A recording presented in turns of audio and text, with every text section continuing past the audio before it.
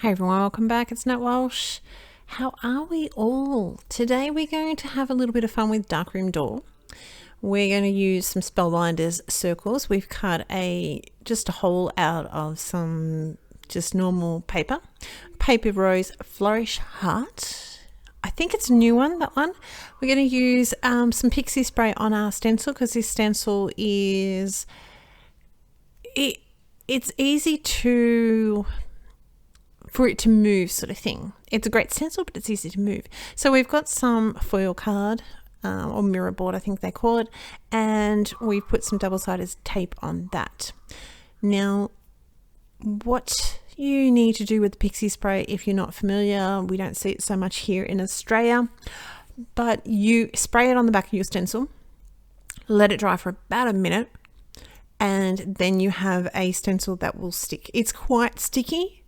It's actually literally, it's my first time using this. What I would probably suggest is put your hand on it a couple of times, because I did have to use an adhesive eraser just to remove some of the stick.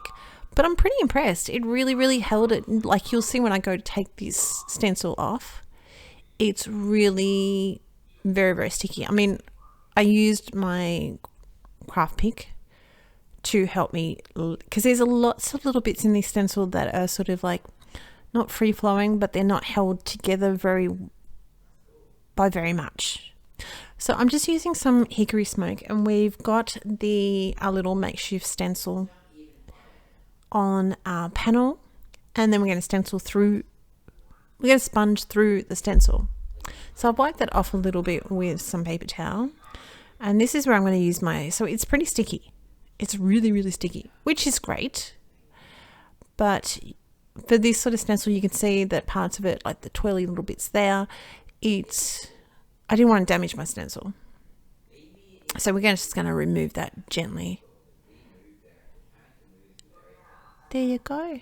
And it sticks on, that's actually on the front of the cover, I'm sticking it onto the acetate so it doesn't pick up anything from the cardstock on the inside. This is where we're going to use a little bit of adhesive eraser just to make sure that we don't have any extra bits. Here's our mirror board. We're going to run that through the Cuttlebug, and it's cut out beautifully.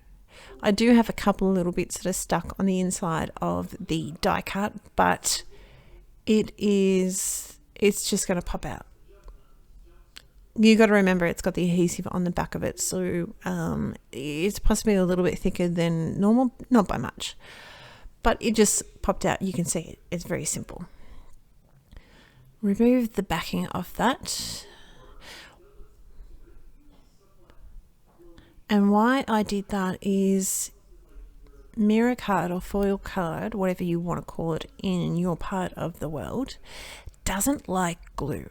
Now, I'm a glue chick. I like my glue, I like my wiggle time, and foil doesn't. If you get any bits of glue coming out the side, it won't be happy camper. I've got this tiny little piece. I made this harder for myself, but I've got this tiny little piece. It fits the sentiment perfectly, but my problem was that the G needed to... With it coming down, I probably had a little bit too much cut, or not enough cut off the bottom of near the G. So even though it fitted on the piece of cardstock, it made it a little bit difficult fitting it in. So we're going to move that up the top. And I'll still need to move it down, because it's quite a wide sentiment. There's probably more red rubber at the top of it than there is at the bottom. But anywho, we're going to make it do. Just sort of straightening that up using the grid on my Misty. Just double checking where my sentiment... I'm going to fuff about with this for a little while, but we're going to make sure that it settles down. It moves down a little bit, and it's going to sit. The stamp is going to sit perfectly on our little piece of cardstock. I'm going to stamp it with some VersaFine. We've got a little anti-static pad here. Stamp it with some VersaFine, Versamark. And I'm going to use some gold embossing. This is just gold embossing that my local craft shop has in bulk, so I can't tell you, it doesn't really have a name. It doesn't really have a name whatsoever.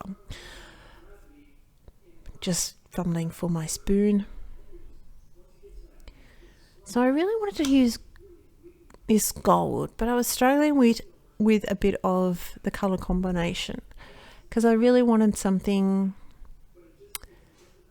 not that I have a wedding to go to, but something, you know, congratulations, and it's got a wedding theme, engagement theme, you know, it's coming into spring soon-ish, so, you know, most of my friends are already married, engaged, basically, but that's all right, we're going to live with that. Don't tell anyone. I put my hand in the back of it the first time, so I had to do it again. It's between you, me. It's just between you and me. There's no one else that listens to my channel. So we just turned that over and I stamped it again, and once it's down, you're never going to know. I ummed and ahed about putting some blue cardstock behind of it, but we're going to go with this foil, this gold mirror board, foil card, whatever you want to call it. I'm going to mount this up because, again, it doesn't like glue, so I thought an easy option is going to be mount, because I don't really do tape. I do this tape, but I don't really do double-sided tape. So we'll take the backing off that.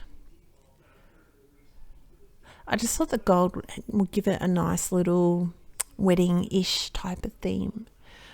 Just trying to figure out here whether I'm going to leave the longer bits of my sentiments or trim it off. So we're going to trim off one side, and we're going to cut a little bit of a slant in the other side. My thought at the moment was that I would cut that off, but if it didn't look any good, I still had plenty to trim off to be the same size as the other one, but it worked out perfectly. This is going to be raised up. I've used this little bit of double-sided foam tape, but it's doubled the width that I normally do. So and it was just sitting in my drawer, so we're just going to use that, and that will do. I'm going to do the same thing with peel off some of the edge of it to try and help me position it, because, you know, we sort of like our sentiments straight.